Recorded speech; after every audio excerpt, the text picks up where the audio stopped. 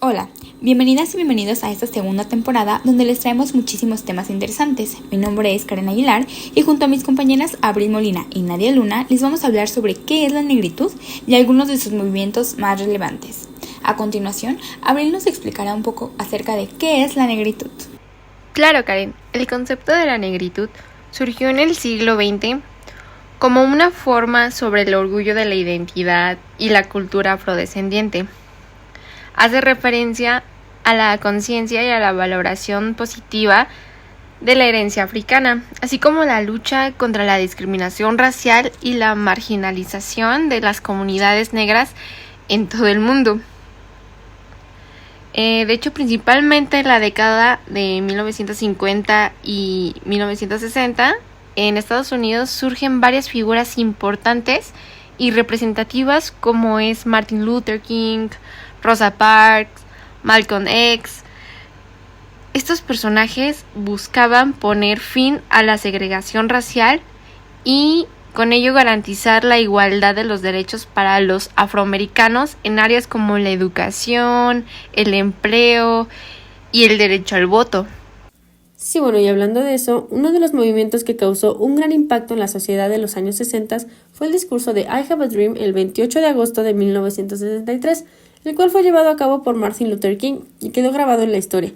Nos mencionaba lo siguiente: tengo el sueño de que un día mis 4 hijos no sean juzgados por el color de su piel, sino por la fortaleza de su carácter. Un año después, Martin Luther King se dirigió a Selma, una localidad que se encuentra ubicada en el estado de Alabama, ya que se dio cuenta que tan solo el 2% de los afroamericanos tenían derecho al voto en esta ciudad. Esto aun cuando el gobernador de Alabama se oponía frontalmente a las medidas contra la segregación. Es entonces que el 21 de marzo una nueva manifestación tuvo lugar. Esta vez es permitida por un jurado del distrito, donde 2,000 personas acudieron a la marcha que salía desde Selma teniendo como destino Montgomery, el hogar de Rosa Parks. El Ejército y la Guardia Nacional de Alabama, bajo el control federal, escoltaron a estos manifestantes durante los 3 días que duró la marcha, liderada por Luther King. Sin embargo, el 4 de abril de 1968, la ciudad de Memphis fue testigo de un acontecimiento que cambiaría la historia del movimiento por completo, este movimiento de los derechos civiles. Martin Luther King, el activista, la cabeza visible de la resistencia pacífica y Premio Nobel de la Paz, fue disparado cuando se encontraba en una terraza de la ciudad de Tennessee, apoyando una huelga de trabajadores para la sanidad. El sospechoso, James L. Ray, fue capturado y juzgado a 99 años de prisión. Esta noticia conmocionó completamente al mundo, dejándola en shock, ya que la brecha entre los ciudadanos y las minorías se agrandó nuevamente, esto ocasionando diversos disturbios a lo largo de todo el país, y también podemos notar que la muerte de Luther King supuso un revés para la lucha a favor de la desigualdad. Los extremos cogieron fuerza y la ciudadanía afroamericana perdió su líder más mediático y carismático. Así es, Nadia, y qué bueno que lo comentas. Y es que Martin Luther King fue una de las figuras más representativas que sirvió como inspiración para algunos otros movimientos que surgieron después. Tal es el caso de las Panteras Negras, que las Panteras Negras fue un movimiento político de izquierda que tuvo su auge en los años 60 y 70. Su fundador fue Bobby Seale, y este movimiento es creado como una respuesta a la fuerte segregación que existía en estos tiempos en Estados Unidos, pues a pesar de haberse abolido la esclavitud, los espacios se encontraban divididos, dando así como resultado un problema de desigualdad en oportunidades para la comunidad afrodescendiente. Uno de los acontecimientos principales para que surgiera el Partido de las Panteras Negras fue el asesinato de Malcolm X. Malcolm era un activista que proponía que la comunidad afrodescendiente tomara una postura de autodefensa para así combatir un poco las violencias por las que atravesaban. Sin embargo, las Panteras Negras coincidían en que era importante que las leyes y los derechos constitucionales se hicieran efectivos. Es por ello que después del surgimiento del partido, crean un programa de 10 puntos.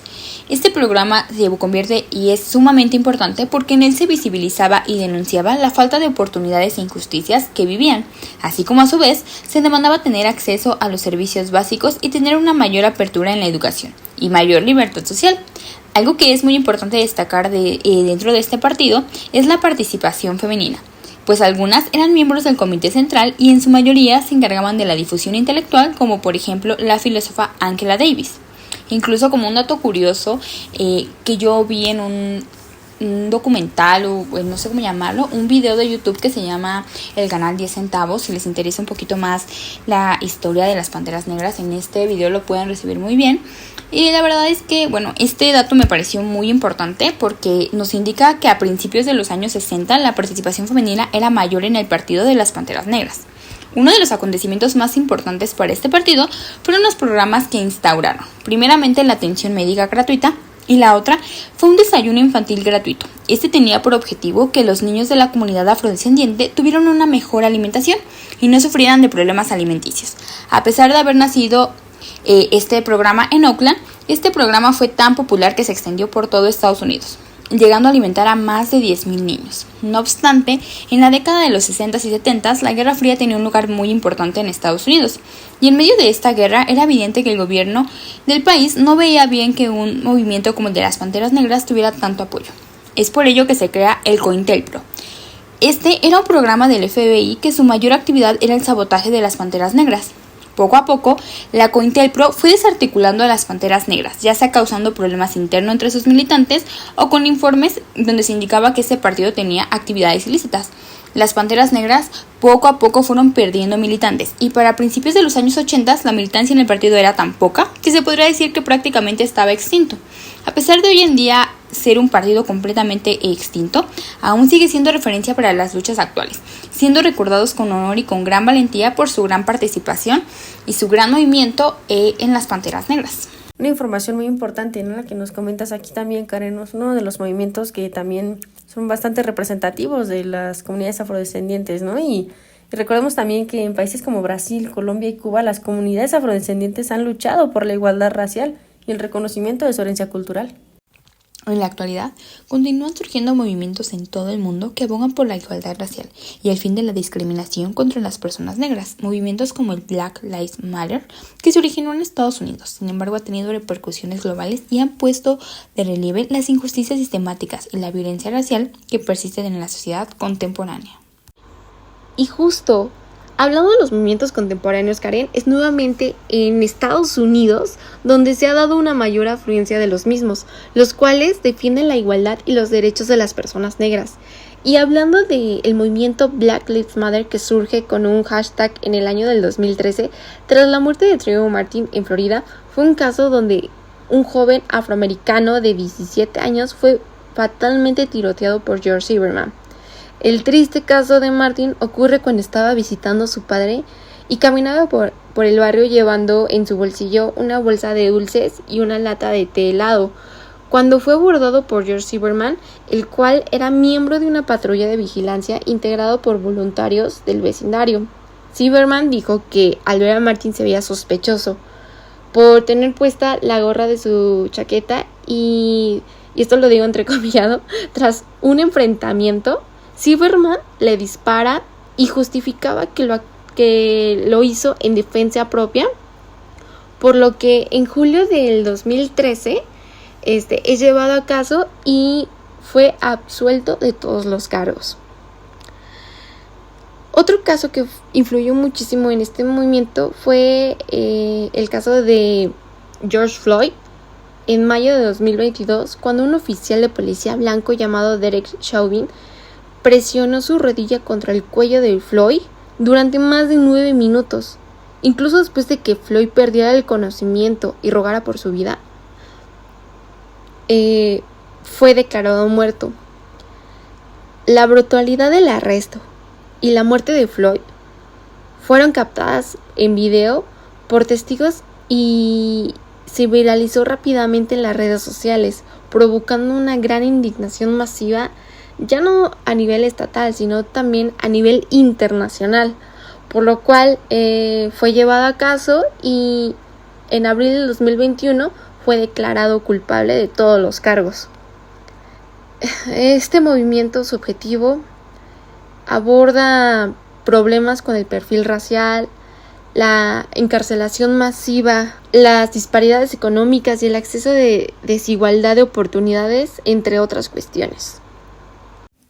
Sí, bueno, Abril, ya que lo mencionas, yo creo que es realmente lamentable ver cómo incluso hasta en esta actualidad siguen siendo tratados como si fueran personas que no tienen derechos. Sigue habiendo esta esta enorme pues brecha, ¿no?, de segregación entre las personas afrodescendientes.